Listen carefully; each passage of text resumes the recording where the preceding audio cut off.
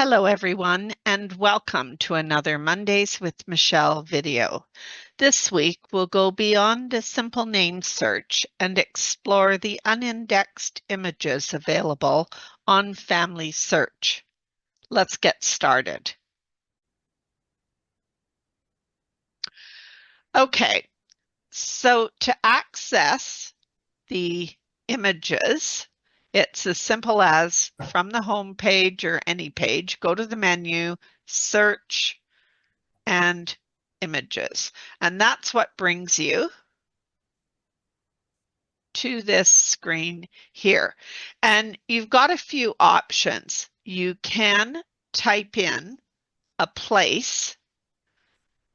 You can also, they give you the option if you got into this area by mistake and you actually want to look at indexed records, you can click this link, search historical records up here.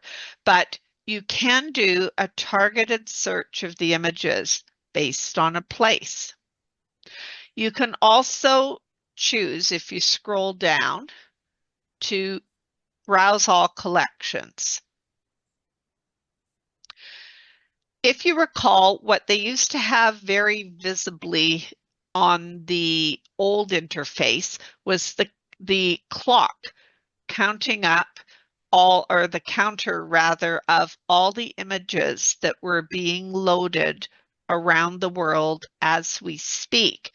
That's what this is here. So this is reflecting all of the scanners that they have set up in archives around the world that are at this moment uploading to their system.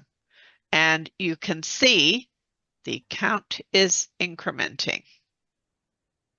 So what I'd like to do first is just show you how to browse the collections. So if we click this Browse All Collections, we come to this list.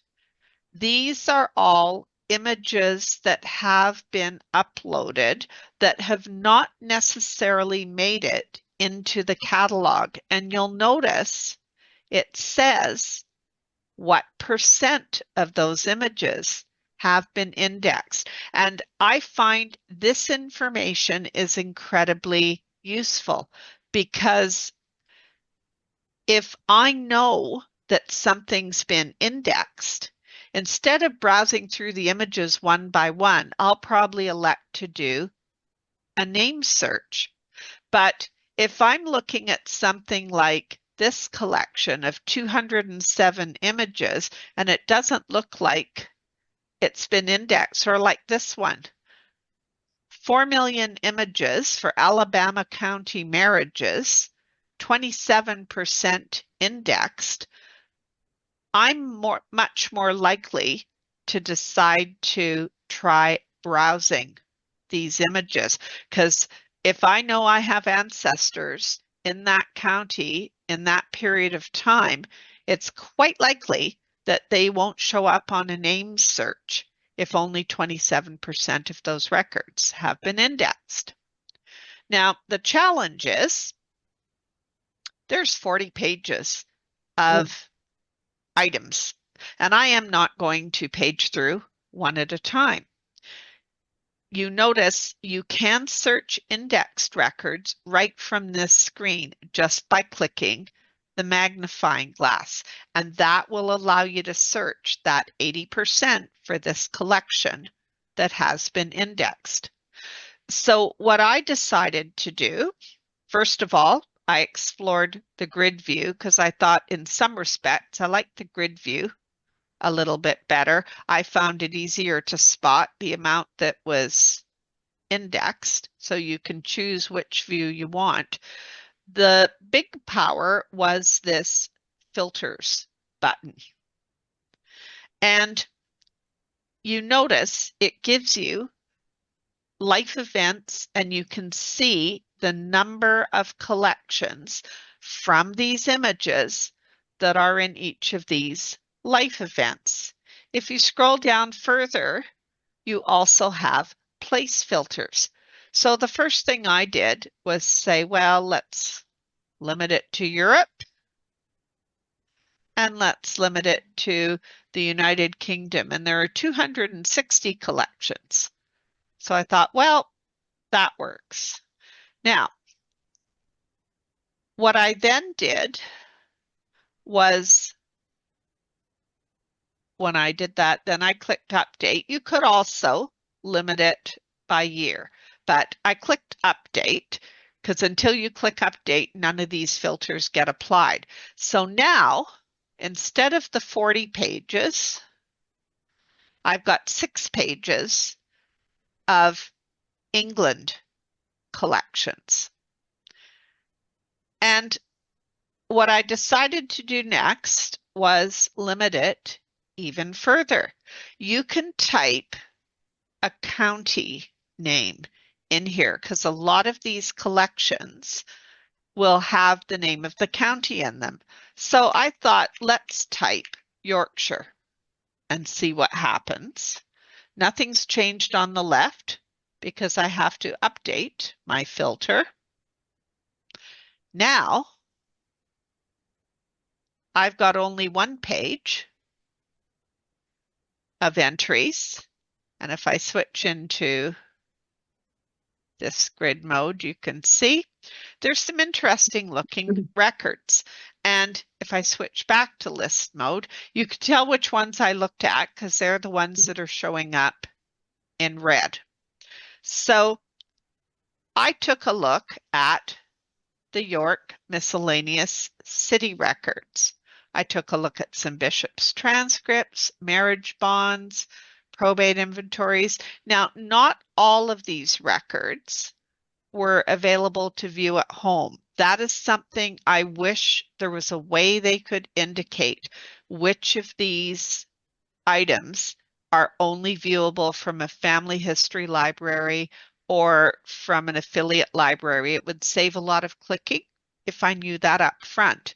But what I was able to see, let me just show you some of the, okay, apprenticeship indenture records. So I clicked on there, apprenticeship indenture records. There's 193 images. I clicked on that. I'm into the film and I'll just jump ahead and I'm looking at the apprenticeship records. So I thought that was kind of interesting. On the right, it's showing you what is in this particular group of records. And some of them will have more than one image group listed.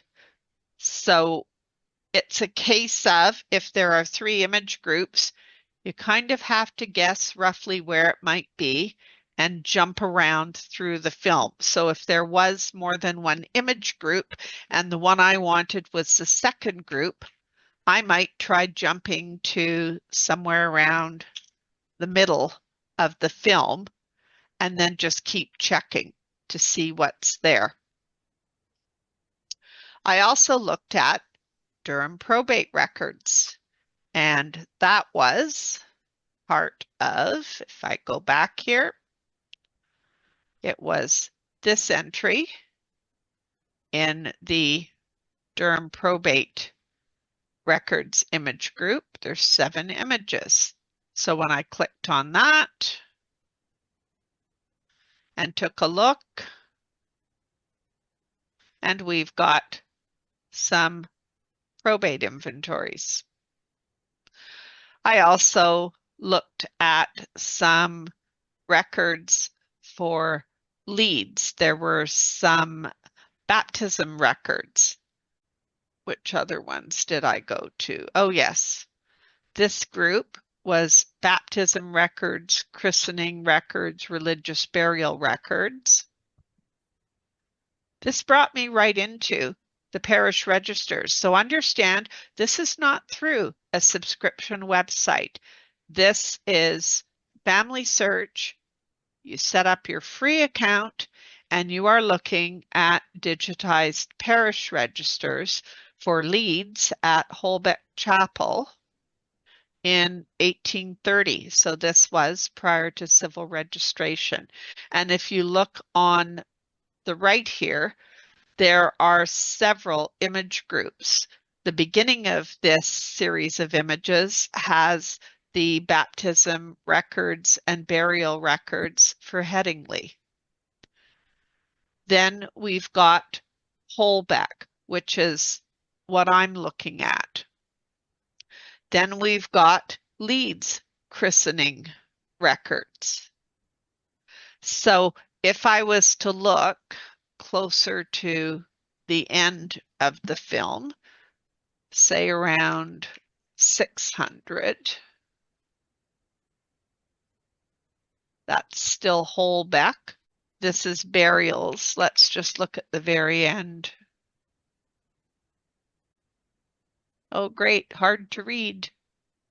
I liked the fact that there are so many of these images that you can browse. Like parish registers are a gift when you can look at those entries from home for free. That's a really nice feature. So as I said, this is the screen where I had searched by typing in Yorkshire to limit the search. I could choose to limit it more by saying, just give me all of the collections that have birth records. And now I'm going to get those ones that are the parish registers. So I thought that was a really useful tool. I actually prefer their new interface. It just takes a bit of getting used to, but I think it's actually much easier to go in and filter.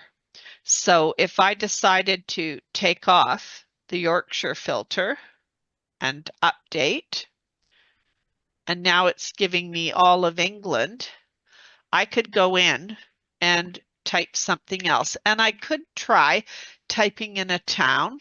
Let me take off the birth filter. But if they don't have a collection specifically for that town, you're not going to get a match, because I tried typing in Scarborough and it basically told me it had nothing.